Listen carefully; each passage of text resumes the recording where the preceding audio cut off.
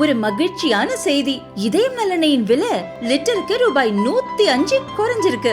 September 2023ல 1 litre இதயம் நல்லெண்ணெயின் அதிகபட்ச விலை ரூபாய் 503. ஆனா இப்ப 1 லிட்டர் இதயம் நல்லெண்ணெயின் விலை ரூபாய் 398 மட்டும்தான் தமிழ்நாட்டுல. அப்ப இனிமே எல்லாரும் இதயம் நல்லெண்ணெய் வாங்கலாம் இல்ல?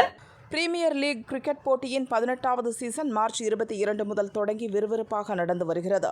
இந்த சீசனில் சென்னை சேப்பாக்கம் மைதானத்தில் நடந்த 3வது லீக் போட்டியில் சென்னை சூப்பர் கிங்ஸ் அணி மும்பை இந்தியன்ஸ் அணியை 4 விக்கெட் வித்தியாசத்தில் வீழ்த்தியது. முதல் போட்டியின் வெற்றிக்கு பிறகு அடுத்தடுத்து விளையாடிய 4 போட்டிகளிலும் சிஎஸ்கே அணி தோல்வியை சந்தித்தது. இதனால் சிஎஸ்கே மீது விரக்தியில் இருக்கும் ரசிகர்கள் இப்போது ஆர்சிபிக்கு ஆதரவு தெரிவித்து வருகின்றனர்.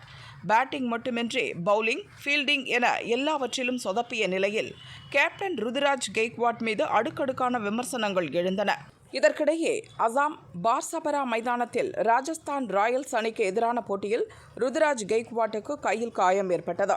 இருப்பினும் டெல்லி கேபிட்டல்ஸ், பஞ்சாப் கிங்ஸ் அணிகளுக்கு எதிரான 2 போட்டிகளில் விளையாடினார்.